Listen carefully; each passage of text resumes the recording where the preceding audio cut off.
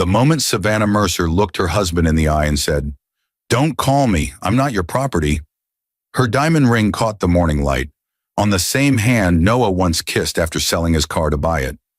He stood there in his worn office shirt, sleeves rolled, a man who had built her world from the ground up, but suddenly looked like a stranger in his own home. She said it with confidence, the tone of someone who believed the power had shifted. Noah didn't shout, he didn't beg. He just smiled faintly, the kind of smile that makes silence feel dangerous, and replied, "Perfect, then don't come home." Savannah blinked, caught between shock and arrogance. She thought he was bluffing. After all, this was Noah, the patient one, the loyal one, the man who paid the bills while she found herself. She thought she was walking away from control, but maybe she was walking straight into his plan. Because behind that calm smile, something else was awake in Noah's eyes, something calculating, deliberate, and far colder than anger. But what kind of man smiles when his wife declares she's done with him? What did Noah know that Savannah didn't? And why would the words she said that morning become the lines she'll wish she never crossed? The morning Savannah Mercer told her husband, "Don't call me, I'm not your property," the sunlight in their kitchen was too bright for what was about to happen. The house smelled like toasted bread and brewed coffee, normal things disguising the death of something sacred. Noah Mercer stood by the refrigerator, still in his work shirt, sleeves rolled halfway up, wedding ring glinting faintly. Her words hung in the air like broken glass. He didn't yell. He didn't even frown. He just blinked once, slow like he was processing a line of code that didn't make sense. Savannah, meanwhile, adjusted her bracelet, pretending not to notice the silence she just built between them. "Perfect," he said finally. His voice was calm, like he'd just agreed on a meeting time. "Then don't come home." Savannah laughed, a nervous, brittle sound. "Excuse me?" But Noah didn't repeat himself. He picked up his coffee mug, took a slow sip, and walked out of the kitchen. The sound of his footsteps faded toward the front door. Savannah called after him, expecting him to turn around, to argue, to fight for her like always. But he didn't. The front door clicked shut. The silence that followed was louder than any argument they'd ever had. She thought she'd won that exchange. She didn't realize she'd just started a war she couldn't see.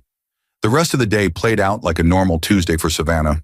Calls, emails, a lunch meeting with her business partner, Lucas Bennett, at the downtown bistro where they always met in secret. They sat in the back booth, pretending to discuss marketing plans. His hand brushed hers under the table, his voice low and smooth. "You finally told him?" he asked. "I did," she said, exhaling sharply. "You should have seen his face. So calm, it almost annoyed me." Lucas smiled. "That's good. Calm men are easier to predict." But Lucas didn't know Noah Mercer. Calm for Noah wasn't surrender. It was calculation. Back at the Mercer home that evening, Noah parked his car 2 blocks away and sat for a long minute staring at the dashboard. The words, "Don't call me," replayed in his head. But what stuck more was the way she'd said it, like she'd practiced it. He wasn't angry, not yet, just curious. He unlocked his phone and scrolled through their shared bank app. The balance looked fine at first. Then he noticed a recurring transfer, $2,100 every month, to an account tagged Ridgeview Apartments. He didn't recognize the name. His finger hovered over the details button. When he tapped it, the recipient's full name loaded, L. Bennett, Lucas Bennett. Noah sat back slowly, jaw tightening just a fraction. The same Lucas who toasted them on their 10th anniversary. The same Lucas who'd invested in Savannah's fashion startup. The same man she said was like a brother. The air inside the car changed. For the first time, Noah understood why Savannah had sounded rehearsed that morning. Because she was. He didn't confront her that night. He didn't tell anyone.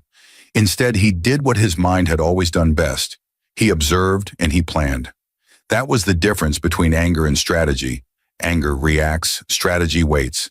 He opened a new folder on his laptop labeled Personal, password locked it, and began to copy every statement, every transaction, every digital trace that looked wrong. Outside, rain started to fall, light at first, then heavier, tapping against the windshield like a ticking clock. Noah looked through the glass toward the glow of their house down the street. Through the window, he could see Savannah, hair tied up, laughing on the phone. He couldn't hear the words, but he didn't need to. Her body language told the story. She thought she was building a new life. What she didn't know was that Noah had already started building her ending. Rain swept across the city in thin, whispering sheets as Noah Mercer sat alone in his office, the glow of his computer screen painting his face in a pale, restless light. The cursor blinked over a spreadsheet filled with numbers, each one a small piece of betrayal disguised as routine expenses. Transfers, receipts, hidden purchases. Savannah's name was on most of them. Lucas Bennett's name was on enough to tell him this wasn't a mistake. He wasn't sure how long he'd been staring before his phone buzzed. A message from Claire Jacobs lit up the screen. "Got your email. I'll handle it quietly." Claire had been his friend for nearly a decade, a former journalist turned private investigator, the kind of woman who understood how to dig without leaving fingerprints. She didn't ask why he needed help. She just said, "I'll meet you after dark." By the time they met at a quiet cafe on Elm Street, the city had gone still. Claire slid into the booth across from him, dark hair tucked behind one ear, a small recorder resting next to her coffee. "Tell me everything," she said softly. Noah exhaled, fingers wrapped around the mug, eyes focused on the steam rising between them. "I don't have proof yet," he said, "but I think my wife's been transferring money to a man she works with, Lucas Bennett." Claire's brow lifted. "Business partner?" "Something like that," Noah replied. "They've been meeting after work. I didn't think much of it until this morning." Claire leaned forward slightly. "What happened this morning?" He hesitated. "She told me not to call her anymore. Said she's not my property." His voice stayed even, but his grip on the cup tightened. "I told her not to come home." Claire studied him for a long second, then nodded. "You're calm. That's good. Angry men make mistakes. Let's not make any." A beat passed. Then she slid him a small flash drive. "Start forwarding me the bank statements. Every account, every transaction. If she's hiding something, it'll show up somewhere. And Noah, don't change your behavior. Keep smiling. Keep playing the husband she thinks she controls." Outside, thunder rolled low across the city. Savannah, meanwhile, was pouring herself another glass of red wine in their living room, barefoot, scrolling through photos on her phone. A picture of Lucas flashed across the screen, his hand around her waist, his mouth close to her ear. Her thumb hesitated, then moved to the delete icon. She stopped halfway. "Noah never checks my phone," she told herself. "He never checks anything," but she didn't notice the subtle shift in his patterns, the way he'd started leaving for work earlier, the faint smell of cologne that didn't belong to her in his car because he'd been riding with Claire to the PI's office, the quiet, patient smile when she asked about his day. That night when Savannah finally walked into the bedroom, Noah was pretending to be asleep. He heard her set her phone on the nightstand and slide under the sheets. The faint hum of a message alert buzzed seconds later. Her body stiffened. Then the soft sound of fingers typing under the covers. Noah opened his eyes just enough to see the blue reflection on her face. She was smiling at the screen. Soft, private, the kind of smile she hadn't given him in months. He rolled over, heart steady, mind racing. Claire's words echoed back. "Keep smiling. Keep quiet. Don't miss a single detail." By morning, he had Savannah's phone mirrored to a backup cloud, carefully, legally, using her synced account access. Every call, every message, every location update began flowing into a folder marked untouched evidence. At noon, a text pinged onto that folder. From Lucas. "Same place, same time. Can't wait to see you, babe." Noah's jaw tightened just enough for the camera to catch. He took a breath, turned off the monitor, and reached for his phone to call Claire. "She's meeting him again tonight," he said quietly. Claire's voice on the other end was calm, precise. "Good, then tonight we start the clock." Noah said nothing for a long moment. His reflection on the dark screen looked unfamiliar now, colder, heavier. Claire's voice cut in again.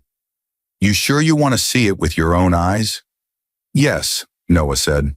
"I want to know what kind of woman tells her husband not to call her, and what kind of man takes her in after she does." The call ended. The scene lingered on Noah's face. the same calm expression as always. But behind his eyes, something had shifted forever. Because tonight, for the first time, the husband Savannah underestimated was going to watch the truth unfold in real time. The night bled into a cold, quiet silence. A small black SUV idled across the street from Ridgeview Apartments. Headlights off, engine barely humming. Inside, Noah sat in the passenger seat beside Claire, his hands resting on his knees, eyes fixed on the tall glass building where Savannah was supposed to meet Lucas. The clock on the dashboard blinked 10:42 p.m. Claire adjusted the long lens camera on the seat between them. "You sure about this?" she asked. Noah nodded without looking at her. "I need to see it. I can't just know it on paper." She understood. People didn't move on from suspicion. They moved on from proof. Minutes passed. The rain from earlier had left the pavement slick, mirrors of passing headlights stretching across the street. Then Savannah appeared, stepping out of a dark sedan. She wore a beige trench coat over a fitted dress, hair pulled back, heels clicking against the curb. She didn't look nervous. She looked excited. Claire lifted the camera and zoomed in. The shutter clicked softly. "That's her," she murmured. Noah didn't blink. Moments later, Lucas Bennett emerged from the building lobby. Expensive suit, easy grin, a man too confident for someone meeting another man's wife after midnight. He leaned in, brushed his lips against Savannah's cheek, and guided her inside with a hand at her lower back. Click, click, click. 3 quiet flashes of truth preserved forever. Claire lowered the camera. "You've got your proof," she said, but Noah's voice was distant. "Not yet. Proof isn't enough. I need to know why." She looked at him. "Why?" He turned toward her, eyes calm but unreadable. "Because she wasn't always like this. Something changed, and I want to see how far it goes." Claire hesitated. "You're playing a dangerous game." "Noah." "I'm not playing," he replied quietly. "She is." They waited until Savannah's car left again past midnight. Noah stayed silent the entire ride home, his mind playing every flash of that meeting in slow motion. The smile she gave Lucas, the tilt of her head, the casual comfort in her betrayal. It wasn't passion, it was routine. At home, the house was dark. Savannah's shoes were by the door when she returned, perfume trailing into the hallway. She stepped into the bedroom, phone still in her hand. "You're still up?" she asked lightly. Noah sat on the edge of the bed, back to her, pretending to scroll through his phone. "Couldn't sleep," he said. "You?" "Work dinner ran late," she said quickly, slipping out of her heels. Her tone was practiced, the lie well worn. He nodded, not looking at her. "You get the deal you were after?" Savannah hesitated for half a second. "Almost," he smiled faintly. "Good." The tension hung between them like invisible smoke. Savannah went to the bathroom, the sound of running water filling the silence. Noah stared at his reflection in the black mirror of his phone screen, his own calmness unnerving even to him. When she came out, she was already half asleep, murmuring something about an early morning meeting. She didn't notice Noah slipping out to the living room after she closed her eyes. He opened his laptop, inserted the small flash drive Claire had given him, and began uploading the photos. The ones from the parking lot, the kiss, the timestamps. The folder name at the top read, Evidence, Phase 1. Then he started typing notes beneath each file, dates, times, her excuses, her tone, her exact words that morning when she said she wasn't his property. Every detail mattered. By dawn, his notes filled pages. Noah closed the laptop, leaned back, and stared into the dim light bleeding through the curtains. He wasn't angry anymore. The anger had burned out, leaving something sharper behind. A quiet focus. He knew now what he was dealing with. A wife who could lie without blinking. A friend who could smile while stealing his family. But the part that unsettled him most wasn't their betrayal. It was how easy they believed it would be to hide. Noah's voice, low and deliberate, broke the silence. "You think you've won?" he whispered to the empty room. "But this is only the start." The faintest smile touched his lips. The camera would close on his face, half in shadow, half in light, foreshadowing the man he was about to become. Because now that he'd seen the truth with his own eyes, He wasn't going to expose them in rage. He was going to destroy them in order. The next morning began like every other. Coffee brewing, sunlight spilling across the kitchen counter, and Savannah humming softly as she checked her phone. But Noah watched her differently now. Every glance, every small lie wrapped in casual conversation was another data point, another clue in the equation he was solving silently. She smiled at him over her cup. "You're quiet this morning." "Just tired," he said, voice even. "Didn't sleep much." "Still thinking about what I said yesterday?" she teased lightly, reaching for her purse. Noah looked at her for a long second, the corner of his mouth curling just slightly. "No," he said softly. "Not anymore." She laughed, mistaking it for surrender. "Good," she said. "You finally learned not to take things so personally." He watched her walk out the door, heels clicking across the tile, and when the sound faded, he reached for his laptop. The spreadsheet was open from the night before, and next to it, a new tab, one that contained every joint account, investment, and line of credit they shared. Phase 2 had begun. He started small. He called the bank, speaking in his calm, measured tone. "This is Noah Mercer. I'd like to place a temporary hold on account access for security reasons. My wife's traveling frequently, and there's been suspicious activity." The representative confirmed, typing briskly. "We can lock outgoing transfers until verification, Mr. Mercer." "Perfect," Noah replied. Next, he logged into the company portal where Savannah's startup, ironically funded with his savings, was registered. He began printing every digital record that had his name attached. Intellectual property filings, early-stage contracts, co-signatures she had convinced him to add just for legitimacy. By noon, a thick folder sat beside his laptop. Each page was legal ammunition, unassuming to the untrained eye, but devastating when placed in the right hands. Meanwhile, Savannah was across town, sitting in Lucas Bennett's penthouse office. He was leaned back in his chair, confident, expensive suit catching the morning light. "You said you told him not to call you?" he asked, smirking. Savannah smiled. "He's too calm. It's almost boring now. He didn't even argue." Lucas chuckled. "Perfect. That means he's checked out. We'll move faster this way." They clinked glasses of champagne, already planning a new business venture that would pull money from the company Noah had built. What they didn't realize was that every financial trail now led back to Noah's name, and every transaction was quietly mirrored to his private email. That evening, Noah met Claire again at a quiet parking lot behind a law office. She handed him a folder. "You were right," she said. "Ridgeview isn't just an apartment. Lucas owns it. He's been running several side accounts through shell companies registered under his assistant's name. I traced the transfers from Savannah's account. Every one of them lands in his pocket." Noah opened the folder, flipping through the photos. Screenshots of wire transfers, timestamps, proof. "Good work," he said. Claire studied his face. Most men would have confronted her by now. "I'm not most men," he said, closing the folder carefully. "And I'm not done yet." He drove home in silence, the city lights flickering against his windshield. Inside the house, Savannah was already in bed, pretending to scroll through a business proposal while hiding a message thread labeled L. Noah walked past her, kissed her forehead gently, and whispered, "Good night." She smiled faintly, almost proud of herself. "Good night," she said. He went to his study, opened a drawer, and took out a small black envelope, his marriage certificate, their business incorporation forms, and the deed to their home. He laid them side by side like chess pieces, each one a move waiting to be played. Then he made one call, to his lawyer, a woman named Diane Summers. "I need to file for separation of assets," he said calmly. "Quietly. No filings in public record yet. Just a draft." Diane paused. "Rough week?" "Not rough," Noah replied. "Just time to be smart." He hung up, his expression still calm, but his reflection in the window looked sharper now, controlled, focused. In the background, Savannah's laughter floated faintly from the bedroom. She was watching something on her phone. To anyone else, it would sound innocent.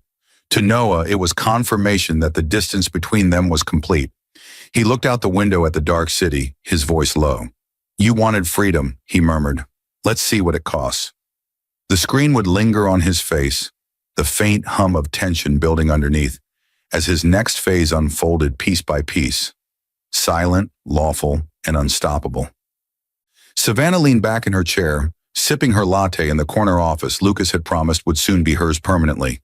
The skyline shimmered outside the glass, the city stretching out like the future she believed she'd stolen from fate. "It's happening," she said softly, her voice edged with excitement. "Once the merger goes through, we'll have everything tied up. The money, the new branding, the press, everything." Lucas grinned, straightening his cufflinks. "And Noah?" Savannah smiled, eyes distant. "He won't fight. He's too reasonable. Always has been." But even as she said it, a flicker of uncertainty crossed her face. Something about Noah's calmness had felt unnatural, like silence before a storm. Still, she brushed it away.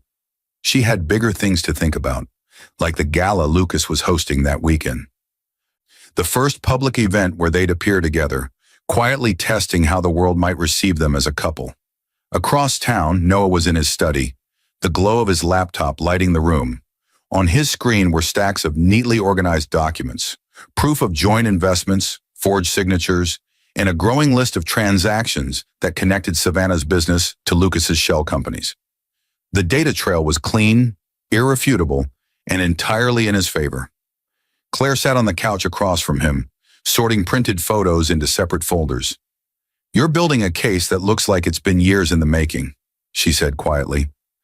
"It has been," Noah replied without looking up. "I just didn't know it until now."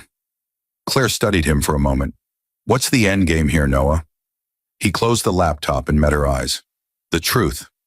Not the kind that shouts, the kind that ruins quietly." She gave a small nod. "Then you're almost there." That night, Savannah returned home late. Her perfume filled the air before she even entered the bedroom. She slipped out of her heels, dropped her bag on the floor, and froze when she saw Noah sitting by the window, a single lamp casting light over him. "You're still up?" she asked lightly. "Couldn't sleep," he said. "You've been coming home late a lot." Her shoulders tensed. "Work. Lucas needs me involved in the new rollout." Noah nodded, eyes never leaving hers. "You trust him?"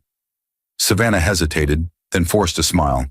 "Of course I do. He's, solid." "Good," Noah said softly.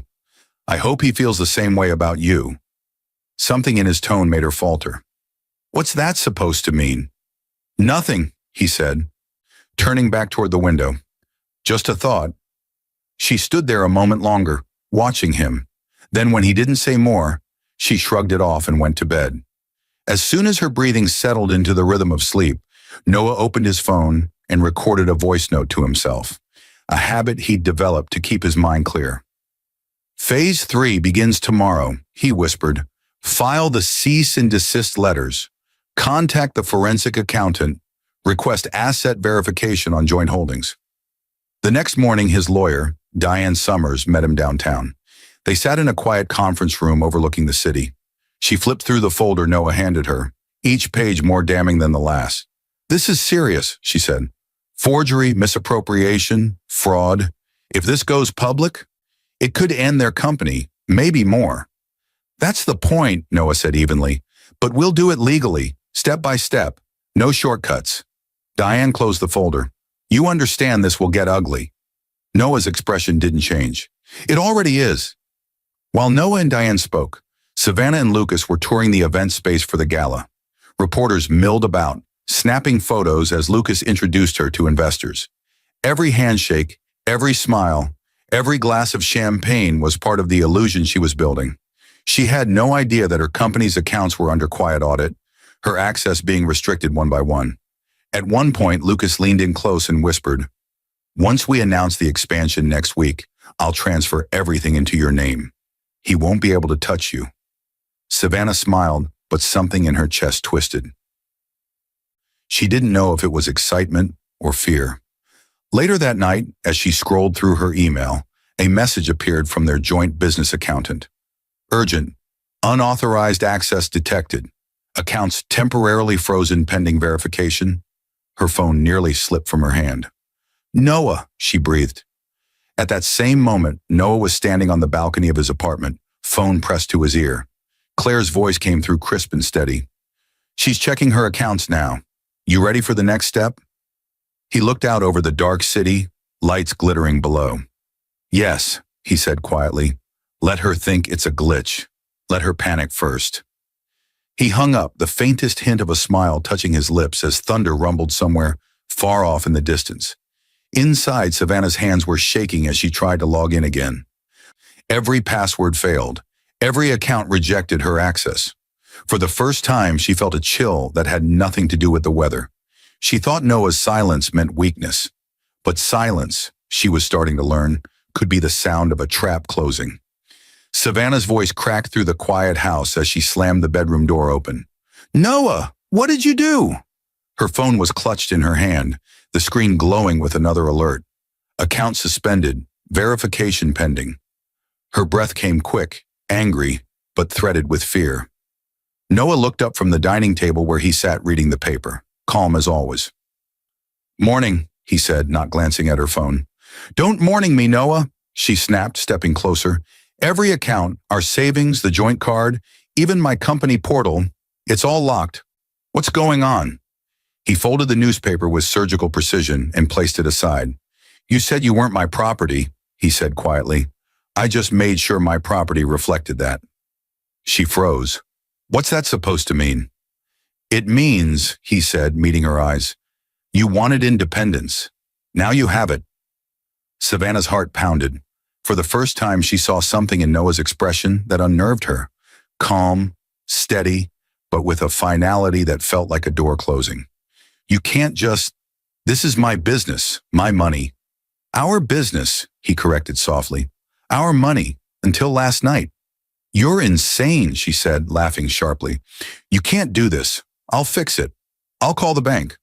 You can try, he said, leaning back in his chair, but they'll ask for the primary account holder. That's me. Her face twisted. You're trying to ruin me because I hurt your ego. Noah's tone didn't change. No, Savannah, I'm protecting myself because you lied. For a moment, her voice caught in her throat. Then she straightened, the arrogance snapping back into place. You think you're clever? Lucas will fix this? At that, Noah almost smiled. I was hoping you'd say that. She frowned. What's that supposed to mean? He didn't answer. He stood, collected his jacket, and walked past her toward the door. I'll be working late, he said calmly. You might want to call your lawyer before you call Lucas. One of them will tell you the truth. The door closed behind him, leaving Savannah in silence. For a long moment, she didn't move. Then she unlocked her phone and dialed Lucas. He picked up on the second ring, his tone sharp. Savannah, not now. Lucas, everything's frozen. My account's the company. Did you move something? Did you authorize anything? There was a pause. What do you mean frozen? I mean I can't access anything, she hissed. The accountant said all the verification requests came from your corporate address. I didn't do that, he said quickly. I've been in meetings all morning. Maybe it's Noah. He's probably making noise to scare you. Then fix it, she snapped. You said we'd be untouchable. He exhaled heavily. I'll handle it. Just stay quiet. Don't call attention. But Savannah couldn't shake the tremor in his voice. Something wasn't right. Later that evening, Noah met Diane Summers in her office downtown. She slid a document across the desk. Clean, precise, lethal. Petition for divorce, she said. Pre-filing draft. It details joint assets, transfers, and a preliminary fraud claim for misappropriation of funds. Noah looked it over, expression unreadable. File it when I say so, he said. Not before. Diane nodded. Understood. And the DNA test request? Next week, Noah replied quietly. Let's do this by the book. When he left the office, the sky was bleeding into sunset, the city glowing gold and gray. He walked to his car, paused, and looked up at the building across the street, Lucas Bennett's firm. Through the glass, Lucas stood near the window, phone to his ear, pacing fast. Their eyes met across the distance. Lucas froze, realizing Noah was watching him. Noah didn't blink. He simply raised his coffee cup in a slow, polite salute, then turned and walked away. That small, quiet gesture hit harder than any threat. Back home, Savannah sat on the edge of the bed, scrolling through text messages that suddenly stopped loading. One by one, her safety nets were vanishing. Her lawyer wasn't responding. Her accountant said the audit was in progress. And Lucas wasn't answering her calls anymore. Her fingers trembled as she typed one final text to Noah. "Can we talk?" Minutes later, 3 dots appeared, then vanished. She waited. Nothing. Noah sat in his car outside the house, phone in his hand, her message still on the screen. He didn't reply. He simply looked up at the home they once shared and whispered, "Talk? No, we're past talking." He started the engine. The low hum blended with the sound of distant thunder. Inside, Savannah's phone buzzed again, not from Noah, but from her assistant. The message read, "We've been subpoenaed. There's a court order attached." Her breath caught. A cold realization spread through her chest. This wasn't just revenge. It was law. It was order. And Noah had just declared war on her entire life without raising his voice once. The courthouse smelled faintly of polished wood and rain. Savannah sat at the long table beside her lawyer, her hands clasped so tightly her knuckles were pale. Across from her sat Noah, calm, still, his tie slightly loosened, as though this were a meeting instead of a reckoning. Between them lay the evidence: bank transfers, signed contracts, emails, all of it forming the quiet map of betrayal that she had built with her own hands.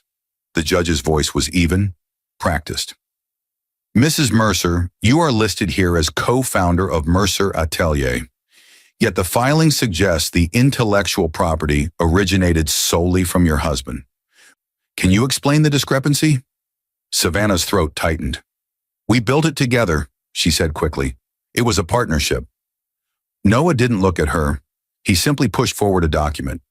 "Your Honor, you'll find on page 7 that the prototype code for the app in question was developed 3 years before the business registration, under my name alone. My wife used those files without authorization." The judge adjusted her glasses. "Is this true, Mrs. Mercer?" Savannah's lawyer leaned in. "Your Honor, we'll need time to verify." "Take your time," Noah said softly. "We've waited long enough." A few gasps echoed through the courtroom. Savannah tried to steady her breathing, but the room felt smaller with every word. Lucas wasn't there. He'd backed out at the last minute, citing health reasons. She knew better. His name was already being whispered around the courthouse corridors for financial fraud. Outside, cameras waited, reporters eager to catch a glimpse of the perfect couple turned scandal.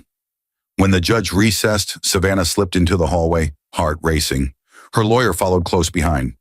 "We need to talk," she said. "Your partner's company has been subpoenaed. They're pulling every transaction. If there's anything else we should know, now's the time." Savannah swallowed hard. Lucas said he'd handle everything. Her lawyer gave her a look that made her stomach drop. "Lucas is already under investigation. Handle it? He's trying to save himself." Savannah froze. The hallway seemed to tilt. She pulled out her phone, dialing him over and over, but each call went to voicemail. Finally, a text popped up from an unknown number. "Do not contact me again. This is bigger than both of us." Her fingers went numb. Back inside, Noah was speaking to Diane, his tone quiet but purposeful. "File the motion for paternity verification now," he said. Diane nodded. "Are you sure you want to go that far?" "I'm not the one who started lying," he replied. "I'm just finishing what she began." Later that evening, Savannah returned home to find a sealed envelope on the kitchen counter, her name written neatly on the front. Inside was a single document, court notice of paternity testing and financial disclosures. Beneath it, a handwritten note from Noah. "Truth isn't punishment, it's closure." She sank into a chair, shaking. The children's laughter from upstairs pierced through the silence like a knife. For the first time, she felt a kind of fear she couldn't disguise with confidence. Days passed in slow agony. The test was done quietly by order of the court. Savannah tried to believe it would come back clean, that at least the children would be hers and Noah's bond would save her from total ruin. But deep down, she already knew. When the results arrived, she didn't even open them herself. Her lawyer called. "Savannah," she said gently, "the test confirmed that Mr. Mercer is not the biological father of either child." The phone slipped from her hand and hit the floor. Somewhere across town, Noah stood in the same spot he'd been the morning she told him not to call her. The same sunlight spilled across the counter, but this time he wasn't holding coffee. He was holding the court document that confirmed what he'd already suspected. His face didn't change. No tears, no triumph, just stillness. He folded the paper neatly, slid it into an envelope, and locked it away in his drawer. Then he looked around the quiet house, the same walls that had once echoed with laughter. For a moment, he almost pitied her. Almost. The next morning, news broke across the local networks. Businesswoman Savannah Mercer faces allegations of fraud and paternity scandal. The article included a single photo, Savannah leaving the courthouse, head down, sunglasses on, Noah walking past her without looking back. She had spent years building her image on charm and grace. Now every door was closing. Her company froze her accounts. Lucas vanished completely. Even the friends who used to crowd her events stopped answering calls. That night, she sat alone in the dark, staring at her reflection in the window. "How did it come to this?" she whispered. The answer came in her memory. The image of Noah's calm smile that morning when she'd said she wasn't his property. She had taken his patience for weakness, his silence for surrender. Now she finally understood. He hadn't been walking away. He'd been walking her toward this moment.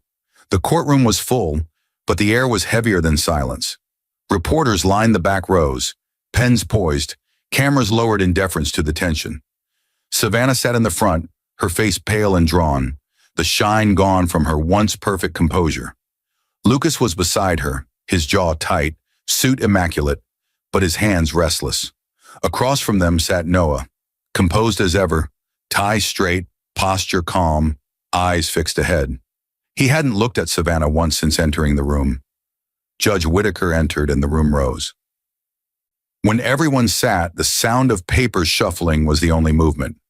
"We're here for final arguments in Mercer versus Mercer," the judge said evenly. "We'll also address the counterclaims for fraud, misrepresentation, and parental custody." Savannah's lawyer began to speak, voice steady but strained. "Your Honor, my client regrets the personal mistakes made during this marriage. However, the financial accusations against her are factual," Diane interrupted. She rose smoothly, a thin folder in hand. "Your Honor, if I may submit the final audit results from the forensic accounting firm, along with the paternity test findings and the joint business records?" The bailiff took the folder to the bench. The judge flipped through, scanning quietly for several long, unbearable minutes. Every line on Savannah's face deepened with each page turned. Lucas stared down, unmoving, jaw clenched. Finally, the judge spoke. "The evidence is overwhelming. This court finds that Mrs. Mercer engaged in deliberate financial misrepresentation, redirecting company funds into accounts controlled by Mr. Bennett. In addition, the court acknowledges the verified DNA results indicating Mr. Mercer is not the biological father of the two children in question." Gasps rippled through the courtroom. A reporter's pen froze mid-sentence. Savannah's breath caught in her throat. Her lawyer whispered, "Stay calm," but her hands shook uncontrollably. She turned toward Noah for the first time in weeks. His expression didn't change. No hatred, no gloating, just a stillness that was more powerful than any anger could have been. The judge continued, "Given the deceit and evidence presented, this court grants full custody of the children to Mr. Mercer as their legal father, with visitation rights to Mrs. Mercer pending review by Child Services. All joint assets are to be divided per the initial contract, and restitution will be determined following the fraud hearing." Lucas exhaled sharply, his confidence cracking. "Your Honor, my client had no knowledge." The judge's gaze cut through him. "Mr. Bennett, your involvement is well documented. Your firm's accounts are now under federal audit. Consider this a courtesy before indictment." The color drained from his face. Savannah turned to him, eyes wide. "You told me you handled everything," she hissed. Lucas didn't answer. He stood, straightened his jacket, and walked out of the courtroom without looking back. The cameras followed him like vultures. Savannah's composure broke. "Noah," she whispered, voice trembling. "Please, don't take them from me. Don't do this." He looked at her finally, the first direct look since the day she told him not to call her. You already did, he said quietly. I just stopped pretending. Her eyes filled, but he was already standing, collecting his documents, shaking Diane's hand with quiet gratitude. Around them, the reporters stirred, the whispers spreading like wildfire. The headlines were already writing themselves. Tech entrepreneur wins landmark fraud case against wife and business partner. Outside the courthouse, the sun blazed against the marble steps. Noah paused at the top, closing his eyes for a moment as if to breathe in the weight of freedom. Cameras clicked, microphones extended, but he said nothing. He walked down the steps slowly, every movement measured. Behind him, Savannah stumbled out, chased by questions she couldn't answer. Noah, wait, she called, but he didn't turn. The crowd parted around him, clearing his path as she was swallowed by flashes and voices. A reporter shouted, Mr. Mercer, do you have any comment about the verdict? He stopped for just a second. Just one, he said, voice steady. The truth doesn't need revenge. It just needs time. Then he walked away. Savannah stood frozen on the courthouse steps, mascara streaking, phone buzzing with calls she couldn't face. Lucas was gone. Her accounts were frozen, her company collapsing, her reputation shredded across the evening news. Noah reached his car, placed his briefcase in the passenger seat, and paused, watching her reflection in the rearview mirror. Small, frantic, lost. For a brief moment, there was a flicker of something in his eyes. Not victory, not satisfaction, maybe just closure. He started the car, the soft hum cutting through the chaos behind him. As he pulled into the street, the courthouse shrank in the distance, swallowed by the city skyline. Savannah sank to the steps, surrounded by the echoes of her own downfall. For the first time, the words she'd once thrown at him came back like a curse. Don't call me, I'm not your property. Now she wasn't anyone's, not loved, not trusted, not safe. And as Noah's car disappeared into traffic, the truth she'd tried to bury finally stood taller than her pride. Rain returned to the city that night, thin and steady, like the world was trying to wash away the noise of the day. Noah drove without music, the rhythmic sound against the windshield the only thing filling the quiet. His phone buzzed once on the seat beside him, Claire's name flashing. He answered without hesitation. It's done, she said simply. I know, he replied. I was there. She hesitated. You got everything you wanted? Noah's eyes stayed on the road. I got the truth. That's all I ever wanted. He hung up before she could say more. The call ended, but the silence that followed was heavier than relief. The truth had a weight of its own. At home, the house was still. The children's rooms were dark. They were at his sister's for the week until the custody arrangements settled. Noah walked through the living room, the same space where Savannah used to throw holiday parties, her laughter spilling louder than the music. Now there was only the sound of rain on glass and the faint hum of the refrigerator. He sat down, loosened his tie, and exhaled. On the coffee table lay a small photo frame, an old picture of them on their wedding day. Savannah's smile bright and full of promise, his calm and certain. He turned it face down. Across the city, Savannah sat alone in a rented apartment, the kind paid for by temporary credit and desperation. Her phone buzzed nonstop with messages she couldn't bear to open. Journalists, former friends, bank alerts. Her name was trending for all the wrong reasons. The television in the corner replayed clips of her walking out of the courthouse. Reporters shouting questions, her expression hollow. Her lawyer had withdrawn from the case. Her company's board had called an emergency vote to remove her as CEO. Every door she'd built was closing one by one. She picked up her phone, scrolled to Noah's contact, and stared at his name for a long time. Then she typed, "You've destroyed me. Are you happy now?" Noah saw the message hours later. He didn't reply.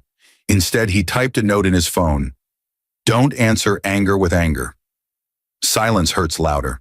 He closed it and placed the phone face down beside the envelope of final documents. Meanwhile, Lucas Bennett's downfall was already underway. The audits triggered by Noah's filings had unearthed a labyrinth of shell companies, forged contracts, and unpaid taxes. His office was raided quietly at dawn, By noon, every business outlet in the state was running the same headline: Investor Lucas Bennett under federal investigation for fraud. When reporters reached out for comment, Lucas was nowhere to be found. His apartment was empty, his car abandoned at a private hangar outside the city. Rumors said he'd fled the country. Savannah learned of it on the evening news. The anchor's voice was clinical, detached, but the words hit like a physical blow. Lucas Bennett, once hailed as a financial visionary, is now wanted for questioning in connection with multiple counts of fraud and embezzlement. Sources close to the investigation suggest he may have used business partner Savannah Mercer's accounts to conceal illegal transfers. She dropped the remote. The room spun. Her entire body felt cold. "He used me," she whispered to no one. The irony was brutal. She had betrayed Noah for a man who had only ever used her as a shield. Outside her window, lightning split the sky. For a brief moment, her reflection flashed in the glass. Eyes red, hair unkempt, a woman she barely recognized. Noah, on the other hand, sat across from Diane and Claire the next morning in a small office overlooking the river. Papers were spread across the table. "The court's order grants you full control of all recovered assets," Diane said. "We'll finalize the titles next week. After that, you're completely free of her financially." Noah nodded. "Good." He looked out the window, the water below catching faint streaks of light. "Let's set up a trust for the kids. Their education, healthcare, everything they'll need." Claire smiled faintly. "Even after all that, you're still thinking of them first." "They didn't lie," Noah said simply. When he left the office, the morning air felt lighter than it had in years. For the first time, he didn't feel the need to check his phone, to anticipate a lie or brace for betrayal. He just breathed. Later that evening, he drove to his sister's house. The children ran to him the moment he walked in, small arms wrapping around his waist, their laughter soft against his chest. He knelt down, hugged them tight, and felt the one thing that still mattered: peace. As he tucked them into bed that night, Maya looked up sleepily and asked, "Daddy, are we going home soon?" He smiled gently. "Yes, baby, we're going home soon, but not the old one, a new one." She nodded and drifted off. When Noah stepped outside, the rain had stopped. The world smelled clean again. He looked at the stars above the quiet street, the faint echo of thunder fading into the distance. Somewhere, Savannah was learning what loneliness really sounded like. He whispered to the night, not in anger, but in quiet truth. "You said you weren't my property. You were right. But what you didn't realize is, I was never yours either." He walked back inside, closing the door softly behind him, his shadow fading into the calm light of the hallway, leaving behind the storm that had once defined him. Weeks passed, and the noise began to fade. The tabloids found new scandals, new faces to chase, and Savannah's name slid lower in the headlines until it was nothing more than a cautionary footnote. But for her, the silence was worse than the humiliation. She moved through each day like a ghost, waking in an apartment that wasn't hers, scrolling through social feeds that had erased her existence. Every door she once walked through now required an invitation she no longer had. Her phone rarely rang anymore, and when it did, it was never who she wanted. Lawyers, creditors, the school, reminding her of custody schedules. The world had gone on without her. One evening, she sat at a small cafe near the courthouse. Ironic, maybe, but it was the only place where no one bothered her anymore. The barista didn't recognize her, and that anonymity felt like both punishment and mercy. She stirred her coffee absent-mindedly, staring out the window. Across the street, she saw him. Noah. He looked different now, calmer, lighter, a man who had shed his weight without looking back. He stood beside a woman she didn't know, talking easily, smiling in a way that made Savannah's chest ache. The woman was laughing, holding a folder, something business-related. It wasn't romantic, but it was comfortable. Real. Savannah watched him hand the woman a document, his expression steady and kind. Then he looked up for a brief moment and caught Savannah's gaze through the glass. The world seemed to freeze. Neither of them moved. He didn't glare. He didn't smirk. He just gave a polite, quiet nod. The kind of acknowledgement you give to someone you once knew, but no longer owed anything to. Then he turned back to his conversation, walked away, and didn't look back again. Savannah's throat tightened. She blinked hard, but the tears came anyway. Later that night, she returned to her apartment and found an envelope slipped under her door. It was from the court. Final decree, divorce granted, restitution finalized, custody confirmed. The words blurred as she read them, her vision swimming. At the bottom was Noah's signature. Clean, firm, unshaking. She sat on the floor back against the door, the envelope trembling in her hands. Around her, the apartment was quiet except for the faint hum of traffic below. The kind of quiet she used to crave when she was still pretending to be happy. For the first time in her life, Savannah whispered into the empty room, "I was wrong." The words felt heavier than anything she'd said before. He wasn't weak. I was. She looked around. The walls, the boxes she never unpacked, the untouched bottle of wine on the counter. Everything about her life now looked borrowed, temporary, hollow. Somewhere across the city, Noah stood in his new office, a modest space overlooking the river. Claire was there, reviewing a new partnership agreement for his next project. She looked up and smiled. "Fresh start," she said. Noah nodded. "Yeah, finally." He moved to the window, looking out at the water shimmering under the city lights. The reflection of the skyline danced across the glass, like memories dissolving into something quieter. Behind him, a photo frame sat on his desk, his children at the park, both laughing, sunburned, and free. No signs of the storm that had once consumed their home. He exhaled slowly, his voice barely above a whisper. "It's over." Claire turned toward him. "Does it feel like winning?" Noah thought for a long moment. "No," he said finally. "It feels like peace." He smiled faintly, the kind of smile that came from surviving something no one else could fully understand. Outside, the city pulsed with life, unconcerned, endless. The camera would linger on Noah as he turned off the lights and walked out of the office. The sound of the door closing behind him echoing like the end of a chapter. Across town, Savannah stood at her window, holding her coffee cup, staring at the skyline. Somewhere in that maze of light was the man she had once called hers.